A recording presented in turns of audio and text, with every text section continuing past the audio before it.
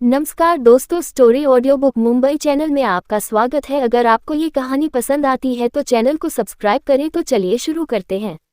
अब तक आप लोगों ने सुना कि अनाया हर्षवर्धन को अस्थायी लेबोरेटरी में लेकर जाती है और वहां पर जाकर उसका इलाज शुरू कर देती है।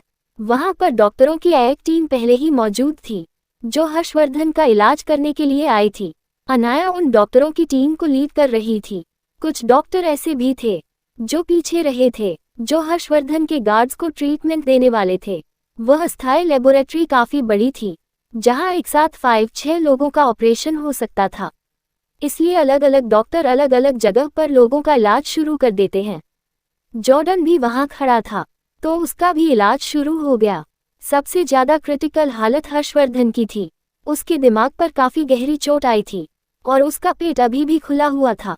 अनाया सर्जरी करके उसके पेट के घाव को अच्छे से सिल देती है और उसमें लगे हुए लोहे के टुकड़े को भी निकाल लेती है। और रही बात उसके बाकी इंजरी की, तो वह उसे भी अच्छे से साफ कर देती है। वह हर काम खुद कर रही थी। आखिरकार यह उसका सबसे प्यार इस था। तभी एक डॉक्टर परेशान होकर बोला, डॉक्टर एना, अभी एक और प्रॉब्लम हो गई है। ये सुनकर अनाया बिना देखे गंभीर आवाज में बोली, क्या हुआ, सबको बताओ। उसका पूरा फोकस अभी भी हर्षवर्धन की ऑपरेशन पर था, इसलिए वह उस डॉक्टर की ओर एक नज़र भी नहीं डालती।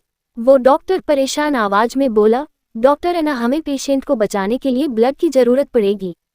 हमारे पास अभी पर्याप्त मात्रा में ब्लड नहीं है। ये सुनकर पास खड़ा हुआ डॉक्टर थोड़ा परेशान और उसे डांटते हुए बोला, क्या तुम्हें इतना भी नहीं पता कि अगर ब्लड नहीं है तो बाहर किसी से कहो और अरेंज करो, या फिर किसी गार्ड्स को कहो डोनेट करें। इतनी क्रिटिकल ऑपरेशन में तुम यहाँ आकर कंप्लेंट कर रहे हो। ये सुनकर वह डॉक्टर एक पल के लिए डर गया, क्योंकि वह काफी सीनियर डॉक्टर था और वह फोकस से ऑपरेशन में अनाया की मदद कर रहा था। तभी अनाया की गंभीर आवाज ऑपरेशन करते हुए बोली, हमें कितने बोतल की जरूरत है। ये सुनकर वो डॉक्टर डरते हुए बोले, अभी भी हमारे पास कुछ बोतल है। अगर सब कुछ सही रहा तो ऑपरेशन करते हुए शायद हमें खून की कमी ना हो, लेकिन ऑपरेशन के बाद हमें अभी भी पेशेंट को 4 बोतल से ज़्यादा खून की ज़रूरत है और शायद आगे हमारे पास खून ना हो। ये सुनकर पास खड़ा हुआ एक डॉक्टर बोला, तो उसने परेशानी क्या है, किसी से डोनेट करने को कहो, तब तक उनका इंतजार करो, यह कोई बड़ी बात नहीं है। अनाया अभी भी ऑपरेशन में फोकस कर रही थी। वह गंभीर आवाज में बोली, अगर बाहर ब्लड ग्रुप मिलता है तो खोजो, अगर नहीं मिलता तो मैं खुद डोनेट करूंगी। ये सुनकर वहां खड़े हुए डॉक्टरों की आंखें बड़ी हो गई। एक डॉक्टर तो डर से कांपते हुए बोला, इसका मतलब पेशेंट का ब्लड ग्रुप RH नेगेटिव है, दुनिया का सबसे रेयर ब्लड ग्रुप। उन लोगों को समझ आया कि वह डॉक्टर इतना परेशान क्यों था ब्लड ग्रुप देखकर, क्योंकि हर्षवर्धन का ब्लड ग्रुप दुनिया में सबसे रेयर पाए जाने वाले ब्लड ग्रुप AS नेगेटिव था। तकरीबन दुनिया में 40 से 50 लोगों ही ऐसी होंगे जिनका ब्लड ग्रुप RH नेगेटिव होगा, और उनमें से एक हर्षवर्धन था। कि सबसे बड़ी परेशानी की बात अभी ये थी कि अनाया हर्षवर्धन को ब्लड डोनेट करना चाहती थी। अनाया अभी भी हर्षवर्धन का ऑपरेशन कर रही थी। वह मानसिक और शारीरिक रूप से थक चुकी थी।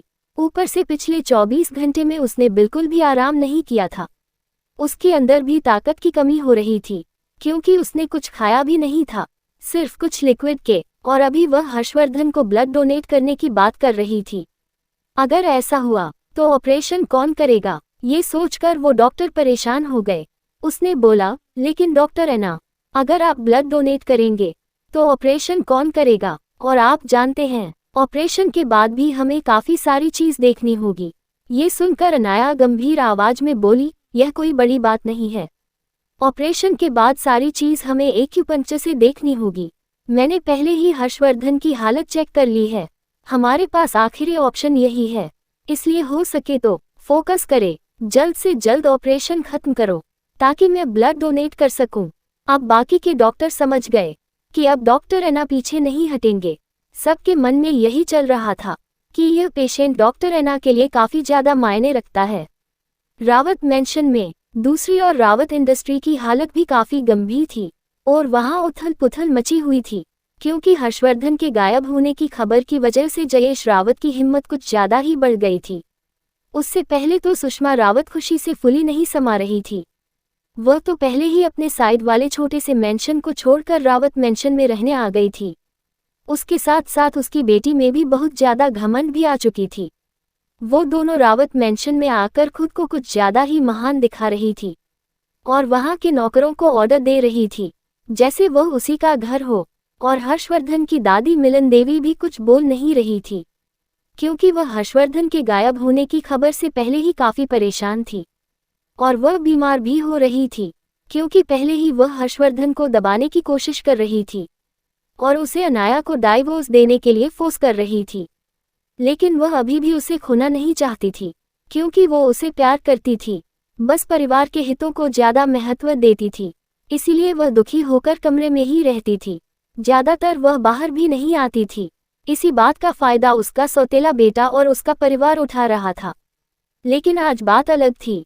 आज हाल में पायल बैठी हुई थी और उसने घर के बटक को ही थप्पड़ मार दिया था, क्योंकि बटलर ने उसकी बात नहीं मानी और उसके लिए सबसे ऊपर के फ्लोर पर कमरा तैयार नहीं किया।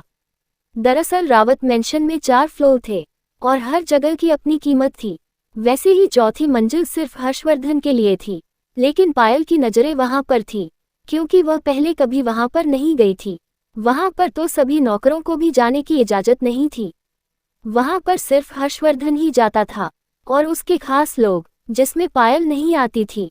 लेकिन अब उसके हिसाब से हर्षवर्धन इस दुनिया में नहीं रहा था, तो वह वहां पर जाना चाहती थी, लेकिन बटलर ने उसे रोक दिया, जिस वजह से उसकी बहस हो गई और गुस्से में पायल ने बटक को थप्पड़ मार दिया।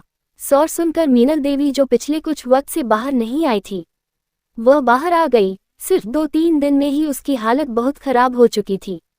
वह कमजोर नजर आने लगी थी और वह अपनी उम्र से कुछ ज्यादा ही बुजुर्ग नजर आने लगी थी। पहले वह हमेशा ही जोश से भरी हुई होती थी और हर किसी पर अपनी दोस्त जमा दी थी, लेकिन आज वह काफी उदास और बीमार नजर आ रही थी। जैसे ही वो बाहर आए, वह थोड़ी नाराज आवाज में बोली, क्या हो रहा है यहाँ? उन्हें देखकर बटलर सर झुकाकर ग्रेट करता है, लेकिन पायल अभी भी घमंड में थी। पायल घमंड भरी आवाज में बोली, कुछ खास नहीं, ये बटलर अपनी औकात भूल गया था, तो मैं उसे याद दिला रही हूँ। जिसे सुनकर मीनल देवी की आंखें छोटी हो गई। वह अपनी रौबदार आवाज में बोली, ओह ये तुम्हें किसने दिया कि तुम मेरे घर में आकर तमाशा करो, और तुम यहाँ आए ही क्यों हो? तभी पीछे से सुषमा कमरे से बाहर निकलते हुए बोली, अब कहना क्या चाहते हैं मम्मी जी? हम यहाँ क्या कर रहे हैं? अब हम यहीं पर रहेंगे और कहाँ जाएंगे? आखिरकार अब हम इकलौते ही बच्चे हैं और अब इस खानदान के वारिस सिर्फ मेरे बच्चे ही तो है, तो भला वो यहाँ से दूर कहाँ जाएंगे? इस बात को सुनकर मीनल देवी की आंखें छोटी हो गई और वह उसे घूरते हुए बोली, लगता है तुम्हारे पर कुछ ज्यादा ही निकल गए हैं, जो तुम रावत खानदान पर कब्जा करने का सोच रही हो। भूलो मत, मैं अभी भी जिंदा हूँ, मेरे होते हुए तुम ऐसा कभी नहीं कर पाओगी। ये सुनकर सुषमा घमंड से सोफे पर बैठते हुए बोली, मम्मी जी आप कुछ ज्यादा ही बोल रही है।